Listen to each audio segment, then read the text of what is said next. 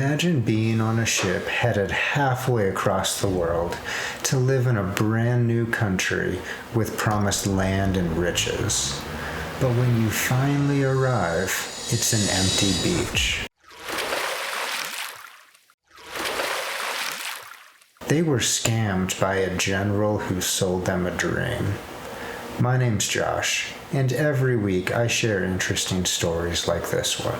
Gregor MacGregor, yes, that was his real name, was born in Scotland in 1786 into a family that claimed ancient Highland lineage and carried a strong tradition of military service.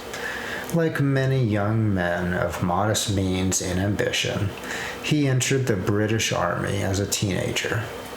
His service during the Peninsular War was real but unremarkable. What distinguished MacGregor was not battlefield brilliance, but an extraordinary talent for self-promotion. When he left the army in 1810, he had mastered something more useful than battlefield tactics. He knew how to talk his way in and out of anything. South America in the 1810s offered reinvention. Revolutionary wars against Spanish rule were creating new armies, new governments, and new opportunities for foreign adventurers. MacGregor joined the independent struggles of Venezuela and New Granada. Styling himself as a seasoned British officer, he attained the rank of general, married into a prominent family, and participated in several campaigns. Some were successful, others ended in retreats that left his subordinates exposed. His most notorious venture came in 1817, when he briefly seized Amelia Island off Spanish Florida and proclaimed a short-lived Republic of the Floridas before abandoning it. None of this made MacGregor famous. When he returned to Britain in 1821, MacGregor did not present himself as a failed soldier of fortune. Instead, he arrived as His Serene Highness Gregor, Cazique of Poyais, the hereditary ruler of the Central American nation unknown to European maps. Poyais, he claimed, lay along the coast in the Gulf of Honduras. It was a region vaguely familiar to British audiences, but distant enough to not cause concern. MacGregor's success lay in the details.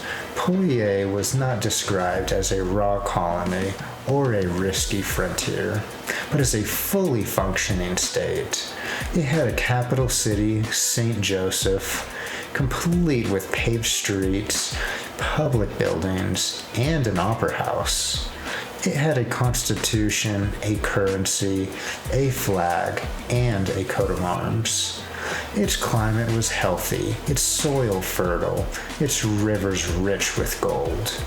The indigenous inhabitants, Poyais, MacGregor called them, were said to be friendly and industrious.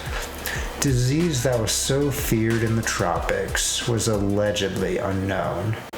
MacGregor even made his own maps, land certificates, and government bonds.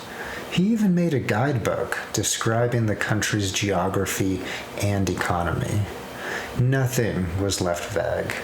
This was an era when legitimate Latin American governments were issuing bonds in London, so Poyais fit seamlessly into an existing financial fashion. Investors bought its debt. Entire families purchased land. Prospective settlers attended briefings where MacGregor, in uniform, spoke with authority about his distant land. In 1822 and 1823, ships left Britain carrying men, women, and children bound for Poyais. They brought tools, they brought furniture, and printed currency for Poyais. For the settlers aboard the first ship for Poyais, the deception did not announce itself immediately. After weeks at sea, the coastline they saw looked promising. It was green, it was humid, and edged with calm water. James Hastie, a Scottish sawyer traveling with his wife and children, later wrote that the land appeared very beautiful from the sea. The first impression shared by many on board. That illusion did not survive disembarkation. There was no harbor. There were no welcoming officials. The settlers stepped onto an empty shoreline backed by thick jungle. The capital city of St. Joseph, promised in guidebooks as a place with paved streets, public offices, and a theater, did not exist. What they found instead were the remnants of an earlier party of settlers, living in makeshift shelters along the beach, already sick and malnourished and confused. The realization spread slowly, then all at once. There was no Poyais. Attempts to clear land for planting failed. The soil near the coast was swampy, and the dense vegetation defeated inexperienced farmers. Disease followed hunger. Malaria and other fevers spread rapidly through the camps. With no doctors' facilities and little understanding of tropical illness, settlers weakened quickly. Morale collapsed alongside physical health. Arguments broke out over leadership and dwindling supplies. Some settlers attempted to strike inward in search of the imaginary city marked on their maps. They returned exhausted or did not return at all. Others clung stubbornly to the belief that Poyais did exist, but existed somewhere beyond the trees, convinced that their misfortune must be the result of a navigational error rather than fraud. Rescue eventually arrived from neighboring British settlements, but only a fraction of the original immigrants survived. Their return to Britain in late 1823 exposed the truth. Poyais did not exist. In essence, the nation was a carefully staged illusion, sustained by fake documents and naivety. So what happened to MacGregor? Victims defended him, convinced he had been misled by subordinates. MacGregor himself insisted the project had failed, not that it was fraudulent. He moved to France and attempted a variation of the scheme there. Tried for fraud in 1826, he was acquitted, while an associate was convicted. The verdict reflected the difficulty of prosecuting deception in an age before clear financial regulation, and perhaps the lingering power of MacGregor's persona.